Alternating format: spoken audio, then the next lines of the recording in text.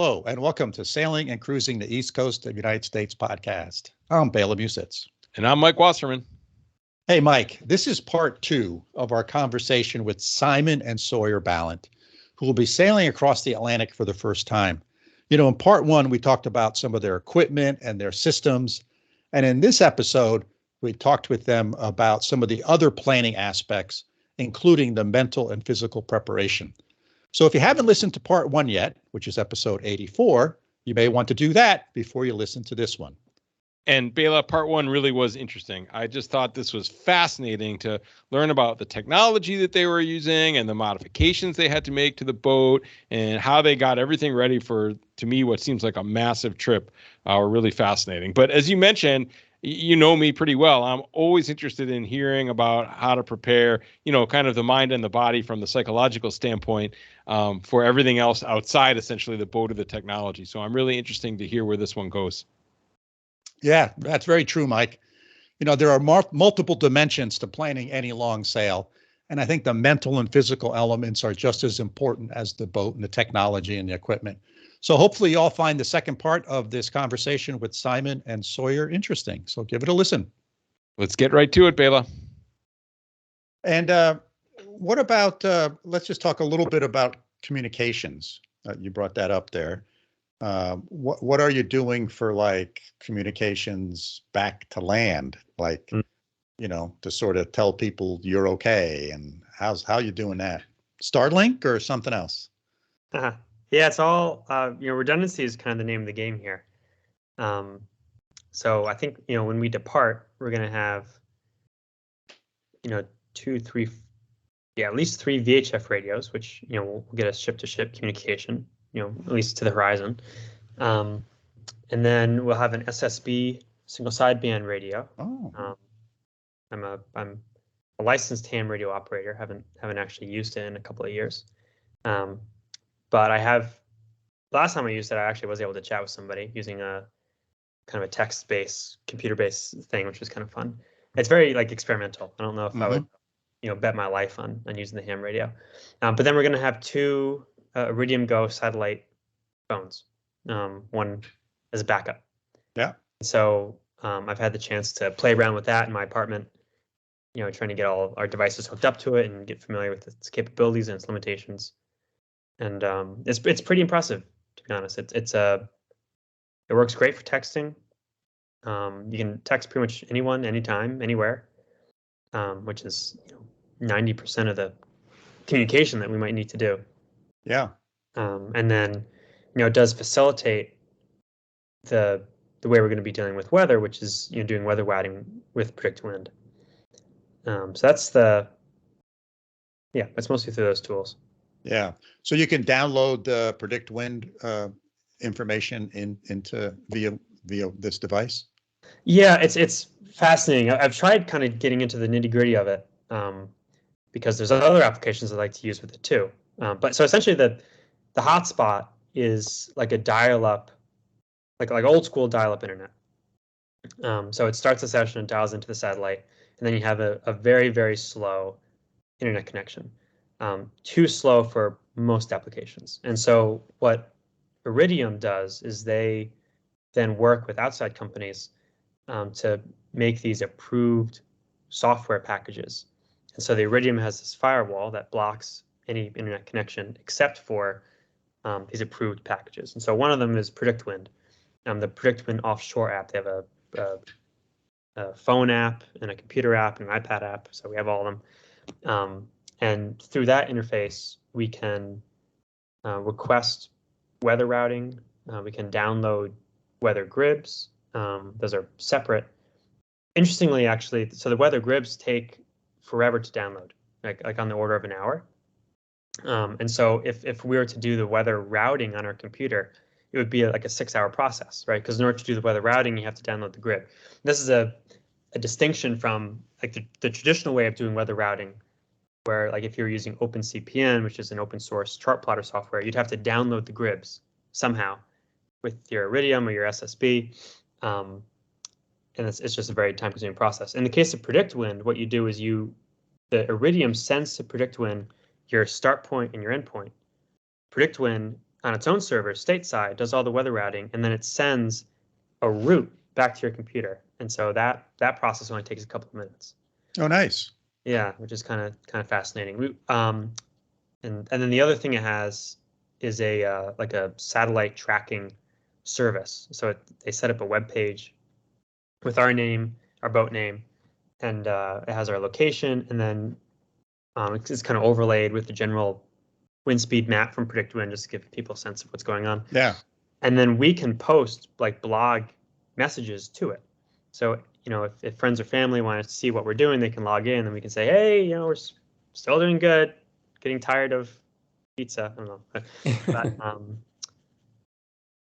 yeah, it's a cool device for sure. Yeah. Oh, it sounds very good. So let's switch gears here a little bit. I'm interested in sort of, talking about how you guys sort of mentally prepare for this. This is a huge thing, right? It's got all sorts of unknowns out there. A lot of people do it, but there's still a lot of unknowns for you guys. And so what have you done sort of to sort of mentally prepare for this? Well, like if I can start, I think, so early on when we came up with a list of what we needed to do to prepare for the trip. And there's a big part of that list, which is equipment, obviously, Yeah. right? So what's it going to cost, and who do we buy it from, and all that. So that's one part of it. And then we had another element on there, which we actually called training.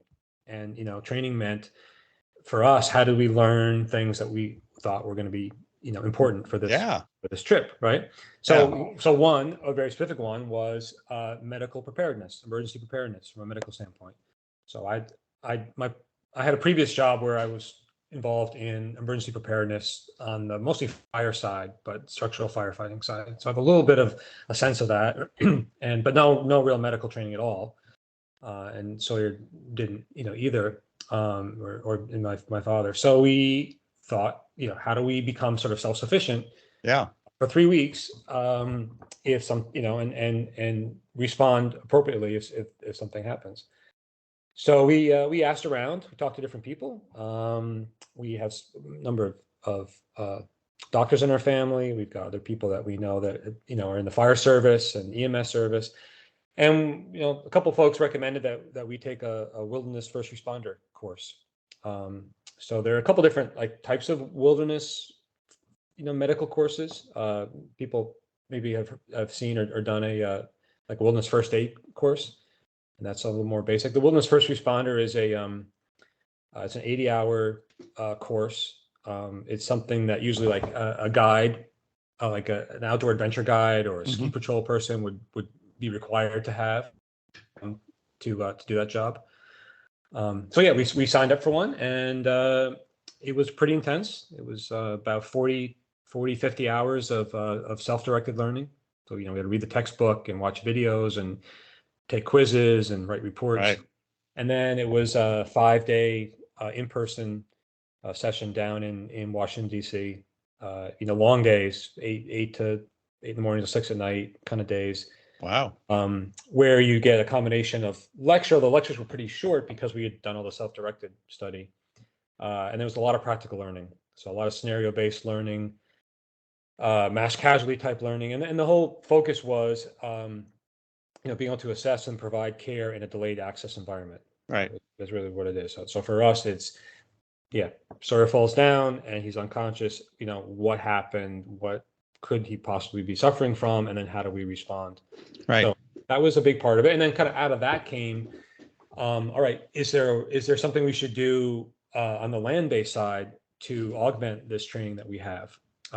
So my father, myself, and Sawyer all took the course together, which was actually kind of fun. We were this 3-generation group taking this course.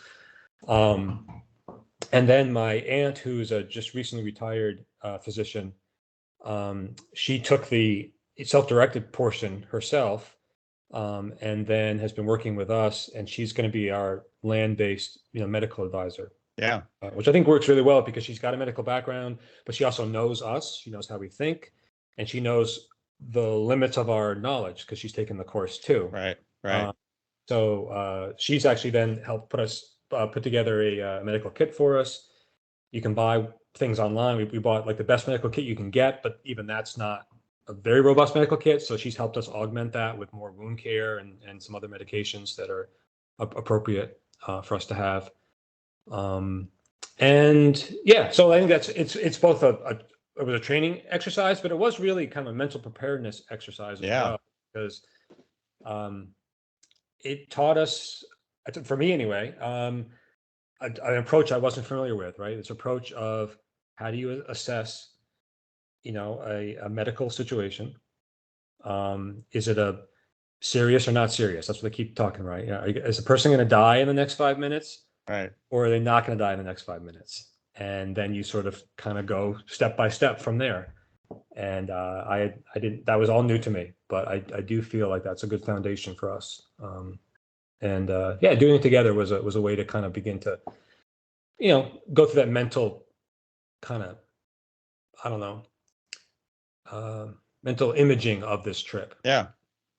Yeah. So part of what you're saying is that this mental preparedness is actually doing an assessment to figure out what are the things we don't know, and then educating and training ourselves to be able to handle those situations. And then that gives you confidence. It kind of reduces your anxiety, hopefully, right? And other people's anxiety, and you move on. Yeah. Yeah, and this is what I mean. For me, this is well outside my area of comfort and expertise, for sure. Well, actually, what's been really fun is my long-term business partner has been in the fire service, and he's a trained EMT, and kind of as he likes his stuff. And so as we work together, we still work together every day.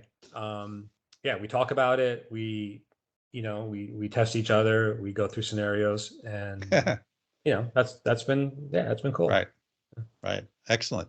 Well, that's good. How have you guys done sort of the meal planning, right? Because I remember my son Andy and his wife hiked the Pacific Crest Trail, which is like a 3.5 month hike. And, they had meals planned out. They had so many number of calories in each meal. I remember you talking about that. That's genius. Yeah, it was, it was remarkable, the amount of sort of effort that went into that. And they wanted to make sure they had, all the right proteins and vitamins and all that kind of stuff, because they're exerting themselves pretty physically, as you will be too. You're not just sitting there, playing card games. So how have you guys sort of tackled that problem? Yeah, I think so. My mom, Elise, deserves a lot of credit here, because she's kind of taken the lead on organizing that portion of the trip. But it's one that we've all thought about.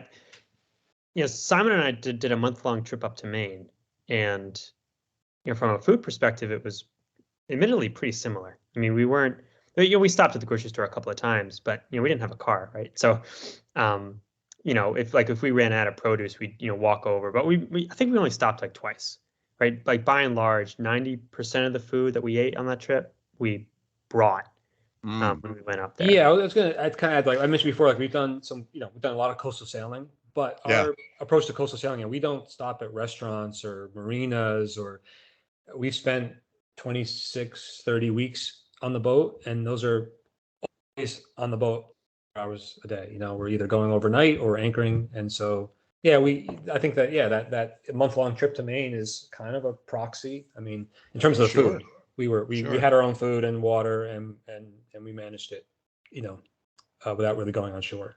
So that gave us a little bit of a sense of what it would look like, how much we need, how much what are the challenges with preparing food. Now, of course, it's a little different if we're trying to prepare food in more severe conditions. So we thought about that too, which we could talk about. Well, that's right. It's you got to prepare the food too, and so you got to think about you don't want to be boiling a pot of hot water when the boat's rocking and rolling.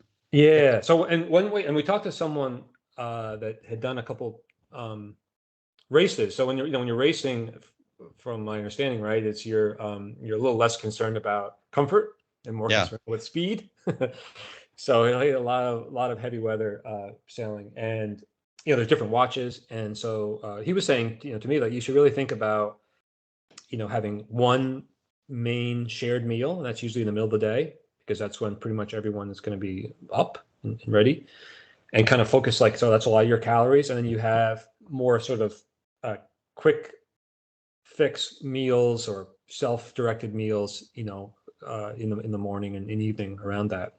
And so that's the way that at least my wife has been approaching the planning. So having enough of these sort of meals, and then the core meals that she's actually a bunch of them she's made and frozen or freeze dried or vacuum packed as like the core foundation of that meal. With then ways to augment it really easily, right? To just get more calories and more macronutrients. Right. The fun part has been we get to test it as we go. So she'll make something, freeze it, she'll reconstitute it, and then we'll try it. And she's like, "What do you think?" So, yeah. That's been fun for for all of us. So. Oh, that's kind of cool. Yeah, I like this notion of sort of one shared meal. Midday-ish when everyone's around, and that's the thing you sort of prep, and everything else you're going to make yourself a sandwich or chow down on a protein bar or something. Yeah, that makes a lot of sense. And we're pretty simple people too. Like we're not, we're able to, I don't know, we're able to rough that a little bit. I feel like anyway. Yeah. Well, we'll see. We'll see. I should do a weigh in. I should do a weigh in and a way out. That's right. You should. I remember Andy and Kate both lost weight on the PCT. Oh yeah. Yeah. Yeah. I don't know how it's gonna work, because on the one hand, like you can be really busy and stressed and tired and not eating. On the other hand, you're really bored, and then just eating, sitting around it. I'm a very active person. My job is super active, and that's going to be a change, right? Even though sailing can be, has a athletic component to it, it's still a lot of sitting around. So. Yeah. Well, look, we've all heard stories about people in the trade winds, right? They get into the trade winds, they set their sails, and they don't touch the sails for 8, 9, 10 days. Sure. they don't do anything. And then there's people that get stuck in the doldrums and eat their horses. So I don't know. That's right. So there's both ends of that spectrum. Yeah. I don't know. But yeah, I think we've been thinking about it. And we've been thinking about so another element, of course, is we have a fridge and a freezer, and they work great, but they're, not like your fridge and freezer at home, right? They're quite small. So yeah, we've been planning with like a mock-up box that's the same size as that freezer and fridge, and what can fit in there and what can't fit in there. And then, how do we, what do we jettison and say, you know what, I really like oat milk in my coffee, but it's we're not going to make that work. Yeah. So I know coming from Europe to the United States, there's sort of a preferred route that sort of heads south and comes through the trades, but going the other way, what is there sort of a preferred common route that everyone takes, or is it all over the map? I mean, it's pretty much just least distance. You want to, so leaving Newport, Rhode Island, you need to head south a bit, because you have the islands, Martha's Vineyard and and Cape Cod, right? The shallows there. But once you get kind of a clear line to the Azores, you pretty much just turn east and you go straight to the Azores. And then the course deviations you make from that are then weather dependent. Sort of the broad thinking when it comes to the climate this time of year is that the winds are circulating around the middle of the Atlantic, around Bermuda, around the Bermuda High. And so the closer you get to that high, the lighter the winds are. So as in the farther south you go, the lighter the winds are. And then as you go farther north, the winds get heavier and heavier on average. And so generally speaking, you can kind of roughly determine the amount of wind that you get based on how north or south you go. And that tends to be kind of the deciding factor. But for most cruising folks, it's pretty much just a straight shot to the Azores, and you're doing small course adjustments, based on the prevailing winds. Yeah. So are you guys stopping in the Azores? Mm-hmm. That's our plan. Yeah. Okay. Yep. And then from the Azores, you basically sort of head north to go to the UK? Mm-hmm. That's exactly it. Yeah. Yeah, And that course typically is like heading actually pretty much due north for a couple of days, and then sort of northeast. Yeah. Get around the kind of weather that tends to be not so nice around the Bay of Biscay, I guess. I heard I heard one guy talking about routes. So again, sort of mentioned they're mostly the same, but there's like you can go a little bit further south if you want, and you go a little further north if you want. And what we'll look at the weather routing for that, and we also have a weather router consultant that will help us with that decision as we get close. Yeah. But I heard a guy once talking about, if you're in Horta at the big wall dock there where all the ships, all the sailboats stop on their way in the Azores. Yes. That you can walk down that wall and right away which ones took the northern route and which ones took the southern route. The northern ones are, battered and ripped sails, and the crew are like exhausted, and the ones in the south that look like they're just on vacation. I mean, yeah, he's partially joking, but I think there's a little bit to that. So we'll see how it goes. Yeah. Cool. So what else is there that you guys want to share that I haven't asked? I'll say one thing, and I wish I had done more of this. I'm have a long way to go, but I turned 50. I am active, but I'm not as young as I used to be, and so I've been focused a little bit personally on just fitness and kind of getting ready for that from a fitness standpoint. I'd say I'm out of shape last couple of years. I used to run a lot in my early 40s and did marathons and all that kind of stuff, but I've kind of fallen out of that. So I had a goal of trying to lose a little bit of weight, start running again, or at least be able to do like the 5-mile kind of loop around my house, which I've been doing. Just kind of make sure I'm have some fundamental stamina there, but it's also again mental. It's kind of like I'm trying to just build a little my self-confidence. Sure. Like I'm ready for this, just like I would be ready for, in the old days, be ready for a marathon or be ready for some physical activity. Oh, because it is a marathon. Yeah, right. It's not a sprint; it's a marathon. Yeah, no, and it's when I'm running or doing something else, I am kind of visualizing this trip, and sometimes the visualizations are really positive, and sometimes they're more anxiety producing. Yeah. But I am going through this sort of mental image of what it's like, day by day. I think for me anyway, exercising helps me, kind of do that mental preparation. Sure. Excellent. That's what I've been doing. Sawyer's been hitting the rock gym actually, so I have, pretty good shape. I've gotten into rock climbing this past year, but haven't really had nice. To. For me, this trip is at a real transition point, which sort of frames how I think about it. I'm thinking about it in kind of different terms. It's less of something I need to prepare for and just part of the transition. So right now I'm in Rhode Island. I have a research job down here. That finishes at the end of May, and then I have a new position starting in Boston, in September. So I have to move apartments. I'm going to sell my car. And so this is part of that transition, right? Like I wrap up my old life in May, do this, kind of go off the grid for a little bit, and then I come back end of August, and it's time for the next chapter. Yeah. So that has pros and cons, I suppose. Yeah. Well, it's when you said that, it reminded me of, I mentioned my son Andy and his wife Kate hiked the Pacific Crest Trail, and they did that between Andy finishing a fellowship and Kate finishing her residency at the University of Pittsburgh, and before they started at Brown. So they finished in Pittsburgh like in April, and they started in Brown in October. So they had that transition period to move and do all that stuff, but also to go on their big adventure. So that's a great way of doing it, Sawyer. Yeah, no, I think it's good. I'm starting a new PhD program, and when I was meeting with my prospective advisor, she was like, "Yeah, so when do you want to start?" I said, "Well, I really can't start before September." But she's a sailor herself, and she totally understood. Great. Excellent. So let me see, what else is there that we should talk about?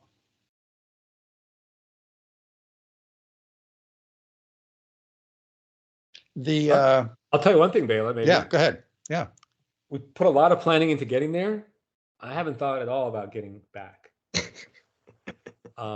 You mean you getting back, or you and the boat getting back? Yeah, I'm gonna take a flight in of August. But at some point, I got to get this 26,000-pound boat back. Yeah. If I want to use it, which I do. So I'm okay with that. But I don't really have a plan. I have communicated with a couple of marinas in the UK about would they store a boat for a year, and I've looked a little bit into the tax laws about how long you can keep a boat in Europe. Oh yeah, right. It's like 18 months of a clock. So at some point, and somehow it made me think, because Sawyer has this nice transition period, which he's planned well and we've talked about, and this allows us to go there. Once he starts his PhD, he's probably not leaving like the lab for 6 years. So I don't think I have Sawyer to come back with me. So I got to make a new friend or something, and get the boat back. Yeah. No, I think Sawyer will take a 3-month little leave of absence, and then you guys can come back through the trade winds and have a nice leisurely sail back. I don't know. But maybe my dad, maybe my dad will get so into it that we'll just go and bring it back. There you go. Yeah. I also have to convince my business partner, to allow me to, I know I was turning 50. I wanted this once in a lifetime opportunity. And then, hey, I'm turning 51.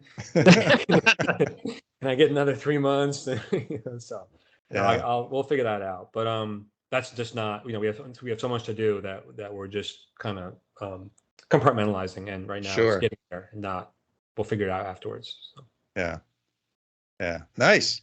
Well, hey, thanks for being on the podcast again, guys. I really enjoyed our conversation and getting updated.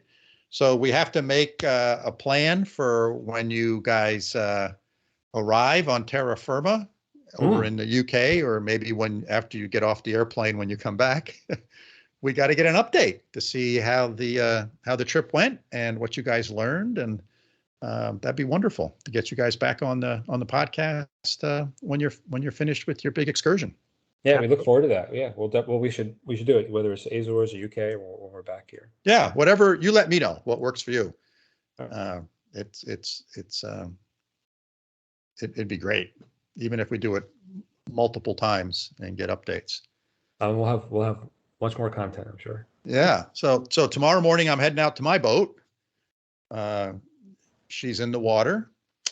Got put in last week. A week ago yesterday is when it went in the water. And so we're recording this on May 9th. Congratulations.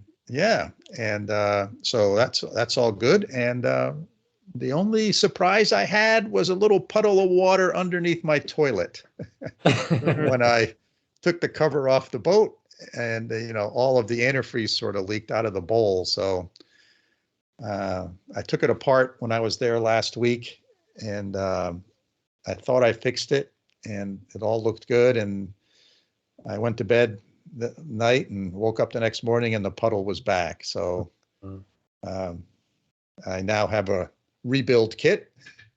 I have an electric toilet. They're electric toilets. So, they have a fair number of seals in them in the motor, but I think one of the seals in the pump is broken or worn out and leaking. So I'll fix that, and hopefully she'll be good. Everything else looks good. If I can get that done and get someone to help me put my sails on, I'll go out for a little sail when I'm there by myself. Oh, that'd be great. Yeah. And you had a new bottom put on, or some bottom work on this year, right? That was last year. Oh, last year. So last year they blasted the bottom down to the gel coat. Mm-hmm. They put on 2 or 3 coats of epoxy barrier, and then 3 coats of bottom paint. Mm. And so when they pulled it out, it looked great. It was fine. So I didn't really have anything done to it this year. Because when they put on the 3 coats of bottom paint, the first coat they put on was a different color than coats 2 and 3. Yeah. So when that color starts bleeding through, it's time. Yep. Exactly. So I thought that was pretty clever. And so it all looks good. So I'll get at least another year. I mean, look, the boat's only in the water 6 months. Right? I mean, so, but yeah, so that looked good. And what else? I think that was about it. Everything else seems to be okay. No real problems with it. I went out sailing a bunch of times last summer, a bunch, maybe half a dozen times myself, solo, Yeah. just to sort of push myself, Yeah. get myself comfortable with that. And, you know, sometimes I go sailing with friends and family that don't really know how to sail. So I was thinking, I got to learn, I got to know how to do this stuff myself. And it's taken me 3 years to figure out how to furl the sails, particularly the mainsail, because I have an in-mast furling mainsail. I can now do that by myself. And you know, it's a combination of having the boom at the right angle to the wind, pointing the boat at the right angle into the wind. The boom needs to be on a certain side of the boat, so it furls in nicely. And I use 2 winches for this. There's a winch on the cabin top, and then there's also one of my jib winches I use for some back pressure. So it's taken me 3 years, but it goes really smooth now. Wow. I mean, it's just, yeah, I have a lot of confidence that, hey, no matter how hard the wind's blowing, I can roll them up. Yeah, so I had that kind of experience too with, Sawyer and I sailed a lot, and obviously, Sawyer was kind of in charge, right? So Yeah. he knew way more than me, and also was just, kind of defer. So, I did a lot, but it would be either kind of just following Sawyer's lead, or we tend to over time do what you're most comfortable with, right? Yes. So, and you kind of just without talking, you break up the task that way. And then it was a couple of years ago, we had brought the boat down to North Carolina again, and Sawyer was really busy. So I went down there and I sailed it back up with my wife, Elise, and Peter, who were there and really enjoyed it, whatever. But it was, in many ways, it was a solo sail, right, for me. Yeah. And so I actually, it was great because you actually have to learn everything, and you have to learn to do it. The parts that you like doing, and the parts you always basically just didn't do. Right. And then, then at one point I actually was by myself. I was in Atlantic City, purely by myself, and I got myself some trouble. But it's a good process to do. Yeah, and to me, it's a good challenge, right? Okay, so how am I going to dock the boat by myself? Yeah. Right. I got nobody to catch the lines. Right. There's nobody at the marina. I got to figure out how to dock this myself. That's why I love watching Patrick Lane. He's like my favorite. Yeah. Yeah. He's and I got that stuff figured out, right? I can dock it myself. I can depart myself. I can pick up a mooring by myself. Nice. So that's all. Well, marinas are filled with lonely old men. Have you noticed? There are several in our marina, and I'm sure there are times when I look like one of them, even though I'm married, happily married. I probably, because I go to the boat a fair amount of times myself. Yeah. And I'm sure people say, "Oh yeah, it's that old guy that himself on that boat." When I walk around the marina, when I'm there by myself, like you see some guy like coming across the parking lot, gray hair, 50s, 60s, and we both kind of look at each other and do a quick little nod, like, yep. Yeah. Like bikers do when they pass each other. That's right. Little wave. Yeah, little wave. little nod. Yeah. Well, I wish I was in my 50s and 60s, Simon. Yeah, sure. All right. Hey, thanks again. All right. I really appreciate it. And I wish you guys a safe journey and a really good one. Thank you. Awesome. Thanks, Bela. We'll stay in touch. So Bela, as you promised, this was a really interesting part 2 of this 2-part interview with Simon and Sawyer. Putting both parts of the interview together for the listeners, what was most surprising to you about how these two approached this big adventure? Well, I know Simon and Sawyer, and they're really good planners. So they think about all sorts of details, and I'm going to be part of their land support team. So they've even thought about this, right? Cool. So they have a land support team. So, and they sent me, in getting ready for this, they sent me like 8 or 9 page sort of brief on, here's all the information about the boat. Here's the systems we have. Here's what our planned route is going to be. Because one of the things that they're going to do, for example, every day they're going to send me a text that says, here, this is our location. This is our heading.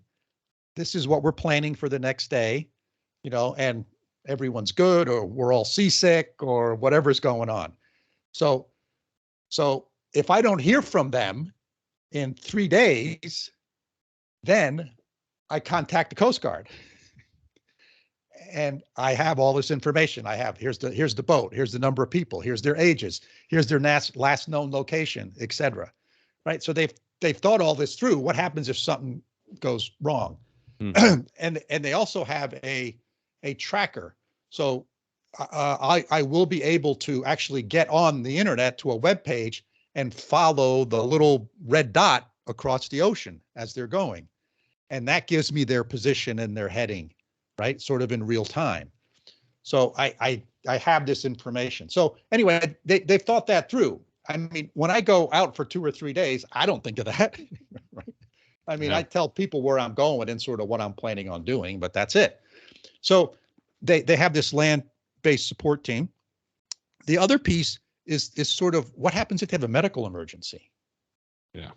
Right. So Simon talked about taking the first aid course, the wilderness outdoor course, and having a first aid kit with painkillers and antibiotics and all that kind of stuff. Yeah, you slip and you break your ankle. Right. It happens. Or It happens. Somebody has a right? Heart problem, or you know what I mean, right? Right. Right. All kinds of stuff. Appendicitis. Yep. Right? All this stuff happens. So you got to decide, can we treat this here, or do we got to find a way to get them out of here? Right. Right. And Simon's grandmother's a physician, right? So he's got sort of a connection there. So she's part of the land-based support team as well that can give them advice if they need it. So, I mean, those are the types of things that most people don't think about when they think about doing a big trip like this. And, when you watch the YouTube sailing videos, they don't talk about any of this stuff, right? They just, it's fun and sun, and we're sailing across the Atlantic Ocean or the Pacific. So there's a lot of that kind of stuff going on here, which I think is really kind of neat. Yeah, I thought it was fascinating. Never occurred to me to think about this stuff, but it makes total sense. Once they lay this out, of course you need to know this stuff. You want to hope everything's going to go well. Hope for the best, plan for the worst, right? And I think that sailing is one of those activities that this adage really fits, really, really well. Especially when you look at the ages of the people going too, right? That, right. Simon is in his, what he said, he's just turning 50, right? Yep. And then his dad is in his 70s, right? I think he said, right? So that's, that's our ages roughly, so, right. It's interesting. So the other thing I thought was really interesting, Bela, was the food planning. Because, I'm a food guy, and that's always the first thing I think about, right? But I love that they were doing this as a family activity, right? That Simon's wife was kind of helping with this, and it not only saves money, but they really were adjusting things to their taste and packaging the food in different ways that fits their space perfectly. To me, that was really ingenious and really cool. What did you think of that? Is that common, or is this something that is, again, a little bit different? Well, just the notion of sort of, you got to plan for 30 days. It's a lot. I mean, without hitting the what do you got over there, right? The Safeway, the whole food. Right. So that's a lot of meals. Right. And you're burning energy, right? You got it, right? Right. Like you were mentioning, right? The number of calories matters, and the amount of fat matters, and all these things matter. All that stuff matters. And like I said, when I was talking to those guys, it reminded me of when my son and his wife hiked on the Pacific Crest Trail, right? They had all these meals pre-thought out, including calories in each meal, et cetera. So I think that's really important, because if you got to stay healthy. I think that's one of the most important things. You got to stay physically healthy and mentally healthy and physiologically healthy. So I think food is a big part of that. And so having food that your body's used to, you don't want to all of a sudden start eating things that you've never eaten before, like, these military sea rations or whatever they're called, right? So I think that was really good that they're doing that with food that they're accustomed to, and they're trying it out in advance. And the other thing I thought was really wise was this notion of having one meal together as a group per day, and that's sort of their big meal. Because what happens is, when you're out there 24 hours a day, chances are at any point in time, someone's going to be sleeping because they need to. Mm-hmm. Yeah, they should be. And right. because if you're not, on watch, there's a problem. Right? Yeah, you got to be. Exactly. Right. So at least one person's sleeping all the time. And so you got to get your rest. And I remember when we came up from Florida, they used to make fun of me because, we'd wake up in the morning and whoever was on watch would go off watch. And whenever I was off watch, I would often say, I'm going to go take a nap, guys. And they would make fun of me like, oh, Bailey, you're always napping. And I was very conscious about making sure I was not getting sleep deprived, because it's really easy for that to happen, particularly if you get 1 or 2 days of bad weather. And then all of a sudden it's hard to sleep, right? Because the boat's rocking and, you're rolling around in your bunk. It's not easy. You're not going to get a restful night of sleep. So I think this notion of making sure you're well rested, you're well nourished is really, really important. And I thought this notion of having one meal together, so, you can catch up on what's going on, figure all that stuff out. And then when you're not on watch, get some rest. Right. Yep. Cool. I really thought that was a fascinating thing. And just the idea of the social interaction too. You're doing this to be together, the three of you, but you're right. Most of the time, two of you are together and one of you is sleeping. So I really like this family meal as a way to keep everybody tied together and kind of focused on the goals and overcoming. I'm sure there's going to be challenges, and this is it is a really cool. I thought it was a really cool idea that every family should do, right? Try to, when everybody's schedules are busy, and I'm sure this was like this when your kids were still at home and busy, right? And just the idea of a family unit connecting once a day and sharing a meal. This is an age-old thing, right? That a family meal is something that's kept people together for thousands of years, right? But to me, to carry that over to this trip was a really neat thing from kind of a culture, food, society, family dynamic standpoint. Nothing to do with sailing, right? But this idea of mental health and equilibrium and routines, and again, even something that, even though Simon's wife isn't on the trip, but she prepared this food for them, right? So she's with them in a small part. You got grandma's ashes, right? But you got the wife's cooking. You know what I mean, right? So it's all part of the team. So I thought that was really cool. But yeah, and then I was a little bit surprised by the lack of a return plan. Were you, or is that just, again, a typical thing for something like this? Well, it's typical. I mean, there are different times of the seasons that make sense to go in different directions. So there's this book by Jimmy Cornell, which is sort of like the Bible of if you want to sail around the world or you want to sail across oceans, when's the right time of the year, which direction you want to be going in at that time of year, et cetera. So you take advantage of the prevailing winds, you take advantage of ocean currents, et cetera.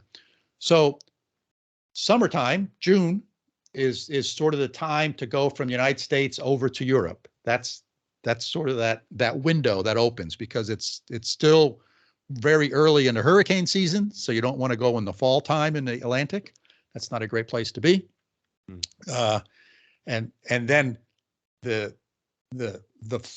after the hurricane season in November is the time that all the boats come from Europe back over to the Caribbean or United States, right? So it's like you head east during May and June, and you head west in November, December. And so they're going to be over there by the end of June, early July is my guess, if everything goes well. And so they don't want to be coming back then, right? So they got a couple of months at least to figure out what they're going to do. So they're going to put the boat up on the hard, as they say, have a place to store it, and then sort through. And I think part of that goes with, they'll see how excited they are about bringing the boat back across. Right. How hard of a trip was it? Yeah. Exactly. How hard of a trip was it? Right. Because you don't know. What toll did it take? Right. Physically and mentally. Yeah. I mean, was it all great? Or, and I think that's great. That's perfectly, because you could pay somebody to sail it back. Absolutely. Absolutely. That's Right. happens, right. Right. You can pay somebody to sail back. And I'll tell you, there's a lot of people who sail, from Europe and United States to the South Pacific. And then from the South Pacific, they end up in New Zealand or Australia. And then to get back over here, you got to cross the Indian Ocean, which is a long, brutal trip. So there's a lot of boats that are for sale in Australia and New Zealand. So you could do that, right? They said they didn't want to do that, I think, but that's an option, right? So you can always sell the boat. But anyway, it's not surprising to me. But and there's all sorts of rules about import duties and all that kind of stuff. So they can only leave the boat in certain places for certain periods of time. I hear people talk about that who, are trying to keep a boat in one country, and then the Sengen rules or something like that, and you got to get it out of that country for a certain period of time before you can bring it back in. Or else they tax it, right? Otherwise, they tax it as you imported it. I have to do that too, right? If I wanted to bring a car in or something, right, it gets taxed because, and the same if I wanted to bring a boat in, is that even though it was my property in the U.S., you get a one-time exemption when you move, but after that, you got to pay. Right. So they got to figure all that stuff out as well. But I don't know. I thought it was pretty good. It was an interesting episode. I learned a lot. I hope our listeners did as well. Yeah. Well, let's wrap this up. And I hope, where's it? The Azores, right? That's where they stop? That's the Azores, right? Hopefully we get an update from the Azores. That'll be really cool. Yep. But yeah, I hope so too. I'm excited to hear how this trip goes. Listeners, thanks again for joining us on yet another episode, and hopefully you listened to both parts of this one. We hope you found this conversation with Simon and Sawyer really interesting and thought-provoking. And if you have questions about what we've discussed, please feel free to, as always, get in touch with us. The best way is via email, and our email address is sailingtheeast, that's all one word, @gmail.com. And if you enjoyed the podcast, hit that follow button on your podcasting application. Hey, and if you know someone that would be a good guest on the show, drop us a line, and we'll see if we can get them to be a guest. We always like talking to interesting people. So until next time, signing off from upstate New York. See y'all soon.